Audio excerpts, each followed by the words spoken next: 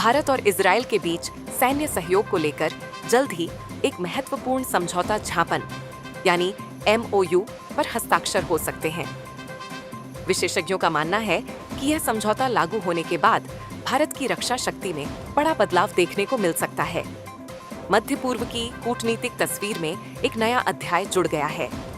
प्रधानमंत्री नरेंद्र मोदी के तेल अवीव दौरे को लेकर अंतर्राष्ट्रीय स्तर पर चर्चा तेज है।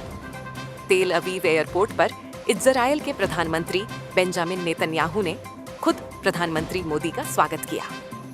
इस गर्मजोशी भरे स्वागत ने साफ संकेत दिया कि दोनों देशों के रिश्ते अब रणनीतिक ऊंचाई पर पहुंचने वाले हैं। दौरे की शुरुआत से ही दोनों देशों के शीर्ष नेताओं ने भारत इजरायल मित्रता को नई मजबूती देने का संदेश दिया। सूत्रों के अनुसार जल्द ही रक्षा सहयोग को लेकर एक अहम समझौता होने जा रहा है। रक्षा विशेषज्ञों का मानना है कि यह डील भारत की सैन्य ताकत को नई दिशा दे सकती है।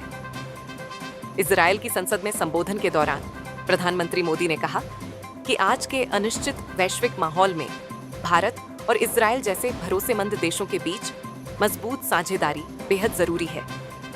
इसे भविष्य के रक्षा गठबंधन की ओर संकेत के रूप में भी देखा जा रहा है। स्थानीय मीडिया रिपोर्ट्स के मुताबिक इस सैन्य समझौते के दो प्रमुख पहलू हैं। पहला, सुरक्षा और रक्षा क्षेत्र में सहयोग को और मजबूत करना। दूसरा, आधुनिक हथियार और रक्षा तकनीक साझा करना। यानी भारत सिर्फ हथियार खरीदेगा ही नहीं, बल्कि तकनीकी सहयोग के जरिए आत्मनिर्भर रक्षा प्रणाली की दिशा में भी आगे बढ़ेगा। समझौते के तहत भारत को इजरायल एयरोस्पेस इंडस्ट्रीज द्वारा विकसित कई आधुनिक रक्षा प्रणालियां मिल सकती हैं। इनमें David's sling missile defence system शामिल है, जो लगभग 300 किलोमीटर दूर से आने वाली मिसाइल और ड्रोन को नष्ट करने में सक्षम है। साथ ही बहुचर्चित आयरन डोम रक्षा प्रणाली भी चर्चा में है, जो कम दूरी के रॉकेट हमलों को रोकने के लिए दुनिया की सबसे सफल तकनीकों में से एक मानी जाती है। इसके अलावा भविष्य की युद्ध तकनीक आयरन बीम, एक लेजर आधारित रक्षा प्रणाली, भी बातचीत का हिस्सा है, जो तेज रफ्तार हवाई लक्ष्यों को कुछ ही सेकंड में निष्क्रिय कर सकती है। इन सब के बीच एक नया नाम सामने आया है, गोल्डन होराइजन मिसाइल। रक्षा विशेषज्ञों का दावा है कि यह दुनिया की सबसे तेज मिसाइलों में से एक हो सकती है। सुखोई 30 MKI लड़ाकू विमान से दागी जाने वाली यह लंबी दूरी की मिसाइल 1000 से 2000 किलोमीटर दूर तक सटीक हमला कर सकती है।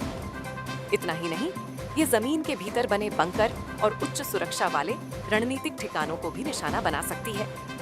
विशेषज्ञों का मानना है कि यदि यह समझौता अंतिम रूप लेता है, तो भारत की वायु रक्षा प्रणाली और लंबी दूरी की आक्रमण क्षमता नई ऊंचाइयों पर पहुंच जाएगी।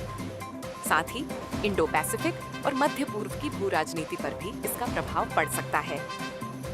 कुल मिलाकर मोदी नेतन्याहू मुलाकात केवल एक कूटनीतिक द्वारा नहीं, बल्कि भविष्य की रक्षा साझेदारी और वैश्विक सुरक्षा समीकरणों को नया आकार देने की दिशा में बड़ा कदम माना जा रहा है।